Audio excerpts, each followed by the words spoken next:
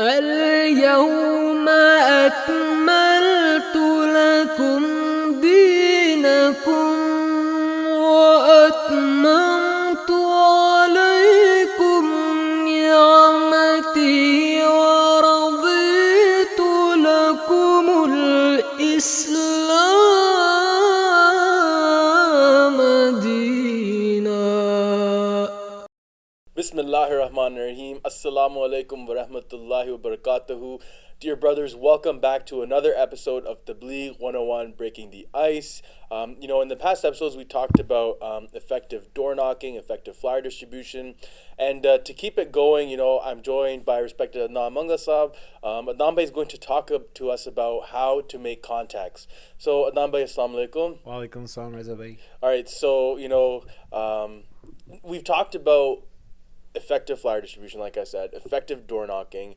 Let's get to the finish line here, right? Which I guess you could say is the bet form, but in this context, right, it would be to make that contact, to not just keep it to a flyer, not just a quick door knock, like a good conversation. If we want to invite them to an event, if we want to keep them in touch with us, and essentially lead them to know more about Islam Ahmadiyyat, I'd say right now it's really hard these days. If someone were to talk to me and just in a conversation that I didn't sign up for, and now maybe I am intrigued a bit, but not to the point where I would give my phone number, I would continue. How do we kind of leverage the conversation we've had, leverage the positive outcome that's come, and kind of extend it forward now to create them as an official contact? It's a great question, Reza bhai, and I think everything boils down to getting the contact. You could have an amazing conversation, you could talk about a million different things, but the goal and the actual outcome should be to build a relationship. That's something that you can continue after this first conversation. So I find that there's a few ways to kind of welcome the person to give you their phone number or their email address. The first and most important thing is you as a khadim should get their phone number and email, not vice versa. Because if you give them your contact, there's no assurity that they'll reach out, and you don't know at which point they may consider messaging you.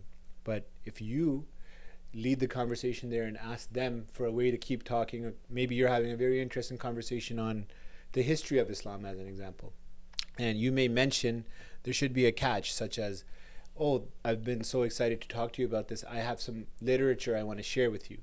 It's an amazing way to open that conversation, and right then and there take your phone and be like, can I have your phone number so that I can text you and so that we can continue this conversation further. So just in a nutshell, you should be the one getting their contact, and use your conversation as a way to get that information from them to kind of pivot off of whatever you were talking about. Perfect. That's great. And I mean, obviously, we as Qudam know that we only do tabligh, to men. We have other, we have our Lajna members, and we have that whole auxiliary, that Hazur has even said that, we can leave tabligh to them. So we want to make sure that, we get that contact and we can strike up a conversation even afterwards, and just say it was nice talking to you. And, literature is a great point. Oftentimes, we go to these remote towns. Some people, they don't believe, if we find them on the street, they don't have a cell phone, or they're much older and they didn't, or they don't have it with them. Oh, I left it in the car, or my phone's dead. What do we do in those situations? So I've come across those scenarios. I've even gone to the point where I took their information down on a piece of paper, or asking somebody for something that you can write on. There are a lot of older folks in smaller towns that may not be as comfortable with technology. So getting their phone number, even writing down their phone number, or getting any sort of way that they're comfortable communicating. In that instance, it's okay to give them your number. If they're not maybe that comfortable with technology, the ultimate end goal should be to be an exchange of information. If that's a roadblock, then giving them your phone number or an email address that's easy for them to remember is one way for you to actually make sure that you have a way to reach them in the future. Okay, perfect. And so I know, sometimes we think about getting that contact. We're like, okay, we'll start with phone number, or even we'll start with phone number. Sometimes we give email, and a lot of people say, oh, I get a lot of emails. Oh, it's a lot of spam. Like, how can we kind of make sure or make them realize that it's not spam that we're going to give, or make them aware that this will be a different type of email, or how would you respond to that? So I think this is common. We do have people who are getting a ton of emails and may miss something. I think we have to go a little bit back to how the conversation's going. The goal when you're doing tabligh for me has always been to be very warm with the individual. So eventually when the conversation comes to that, they're more than willing to give you. So just to keep that in mind is really important. And if email is a roadblock, then you can ask for their phone number, right? And one thing that I find really effective there is like, hey, as an example, Greg, it's been awesome speaking to you. I'm going to send you a text. Can you confirm that you got it, so that way I can send you some more information later? This way you can confirm with them right there on the spot that you have an open line of communication. So if email doesn't work, go to phone number. If phone number doesn't work, go to email. If none of those two work, then you can give them your information. But the goal should be to have an exchange of information at the end of the conversation. Okay, perfect. And I see that you're focusing on like phone number, email, is because like is it like and getting an address of someone, Right. is like so far apart, so far away, because I guess sometimes we do want their address too, because we send out greeting cards, like happy holiday seasons greetings, or if we have an event happening in their area, we can mail them out an invitation like that.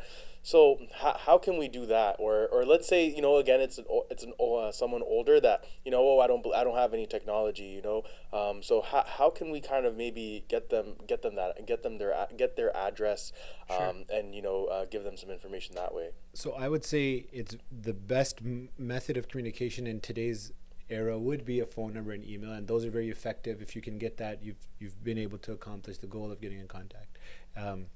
Address, if somebody's not comfortable with technology, simply by asking them that. Again, it's been such a great conversation. Always highlight the engagement and appreciate them for their time. The way you ask for information is very important, right? So thanking them, being appreciative of the conversation in itself, they'll be more willing to give your address. So say, hey, I have this really cool thing I want to share with you. Like maybe I want to send you a copy of the Quran. It'll give you much more information, and people will appreciate that as a gift almost. And if you show kindness and you show warmth, then I feel, and it's been my experience, people are willing to give even something as personal as an address. That's really, so there's a couple of things I picked up on there. That's really interesting. So instead of like we go to open houses, and we obviously maybe you can have you can say it's been such a great conversation, Right. had so much had a great time talking to you, if you don't mind, I'd love to send you a gift.